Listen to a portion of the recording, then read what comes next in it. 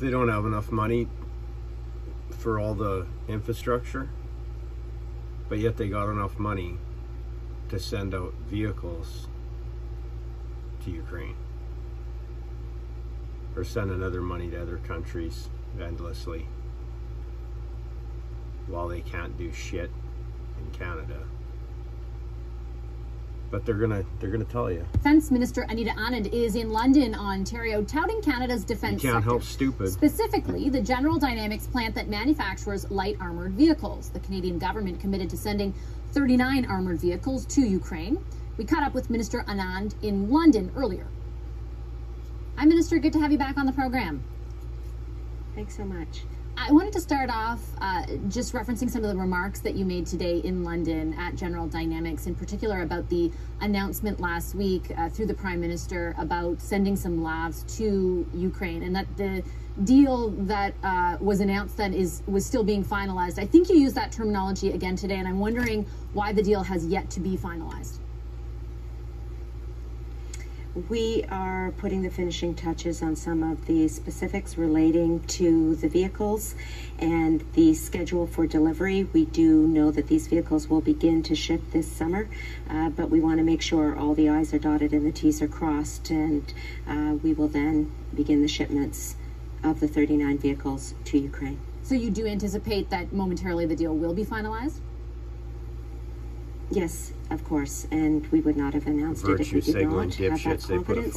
And of course, they will be shipped this summer, and we'll continue to make sure that the Canadian Armed Forces also receives 360 vehicles that we had previously contracted GDLS for provision of. When you say it's going to be shipped, they are going to be shipped this summer. I imagine that's sometime soon, and I'm wondering from your perspective, how much time is of the essence? And I ask in particular because of the advances Russia has made in the east of Ukraine, you know, capturing all of Luhansk, half of Donetsk, just basically in the past week.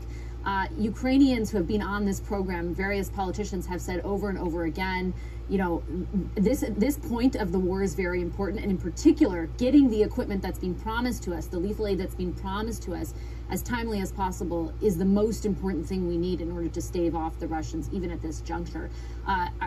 How important, from your perspective, is time? It's a very good point, Vashi. I will say that this is a point that I discuss often with my counterpart, Minister Razumkov, the Defense Minister of Ukraine, and in particular when we are discussing Canada's provision of supplies, whether it is the anti-tank weapon systems or whether it is the ammunition or further artillery, and in this case the vehicles, I do specify what time frame they are working under, and of course it is as soon as possible, and that's exactly what I stress and we stress in the negotiations. We need these vehicles to go ASAP, and I reiterated that today at GDLS, where I'm so pleased to thank them for their work in the production of the 39 vehicles that will be sending to Ukraine today, as well their contribution to the Canadian Armed Forces by providing 360 additional LAVs, which are so important for our equipment and our readiness here at home as well. Yeah, don't take care of your own infrastructure when you bring in endless waves of people. Do you expect all 39 to arrive in Ukraine by the end of the summer, or is there a timeline for that? It's a good question. Those 39 vehicles are basically ready to go. We are finishing the negotiations, and then they will begin to be shipped. Again, the shipments should start this month and continue on through the summer. So just so that I'm clear, that means that you do expect all 39 to get there over the next few months, or is this something that could take 6 months or longer? Not at all. It's the next few months. It is a very short timeline. As you said in your question, this equipment needs to get to Ukraine as soon as possible. On that subject, I was interviewing your counterpart from the UK not too long ago on the program. See, how can people not see stipulated this, that he thought that the war could last at least Canada another does year. this, America does last, this. I should say. Then they wonder why their country's going to shit. Is that your assessment as well?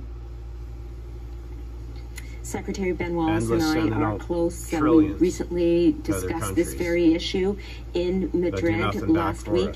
And indeed, it is our Then you get these collective view assholes sitting on that TV smiling this and telling you war what they may what they indeed need be to do protracted. immediately. And the important point Such for bullshit. Canada is that our government stands with Ukraine in the short and the long term, and that is why you will continue to see us step up in various ways to support Ukraine, whether it is in terms of military aid, humanitarian aid, economic aid, in terms of the food security crisis, in terms of economic sanctions, in terms of welcoming refugees from Ukraine into Canada. This is a priority for our government, and we will continue to stand with our allies.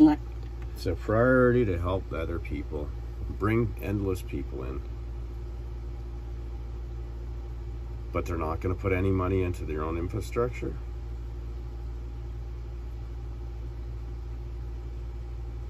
Can no one see the insanity behind this? These are only some of the solutions that I'm talking about. I don't know it all. But I'm just seeing what I can see clearly. Right in plain sight, these assholes do nothing but lie to your face. And then the other lie has to cover up for the next.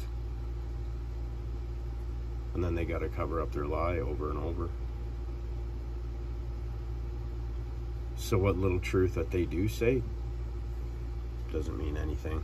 The UK in the effort to support Ukraine's solidarity and its security and its territorial integrity. You referenced your visit today, though, to GDLS, pardon me, and the work that they're doing there. And just before I let you go, Minister, I was listening with interest to your exchange with another reporter during your press conference about GDLS and the contracts for supplying labs to Saudi Arabia. And I note, as you pointed out, that there is a permit process in place, that each permit is examined by the Department of Foreign Affairs, and they have to be confident that you know that specific equipment is not being used in human rights abuses. But on the general question, I think that a lot of Canadians would have, as we talk about, for example, the morality or lack thereof of what Russia is doing in Ukraine, on the general question of how the top levels of the Saudi Arabian regime, the lack is people's attention spans to pay attention to what's really happening. Are you really okay Say with right to your supplying them face. with any kind of military equipment? This is insane. Well, what I can say is that this process, which is run by Global Affairs Canada, and including the review of permits and the ensuring that there aren't human rights abuses of grave levels that are occurring prior to us providing those export permits, this is something that our government takes extremely seriously. We have been and will continue to be committed to human rights and human rights issues writ large. And we need to make sure that that process runs with integrity, which I know my colleague Melanie Joly does. In terms of GDLS itself, we have to recognize that this is a very important aspect of the economic fabric of London and the country generally speaking, and we are very grateful for the work that they have done to ensure that these 39 vehicles can be shipped to Ukraine as soon as possible, as well as providing the Canadian Armed Forces with 360 additional light armored vehicles, which of course is my top priority. We need to make sure the Canadian Armed Forces have the equipment and resources they need to serve our country domestically and internationally every single day. And I do understand what you're saying, most certainly about the number of jobs country. at That is GDLS, priceless. and that the file is generally under Minister Joly's purview. But you were there today. You were heralding the work that's done there. Separate from that, though, I can't listen. You know, back to my original question. So that's what you get to deal with. It doesn't matter if you're in America or if you're in Canada. Both of them are doing this. But you're going to sit and listen to their mental gymnastics and watch them smile and tell you to their face, or listen to these idiots in Parliament.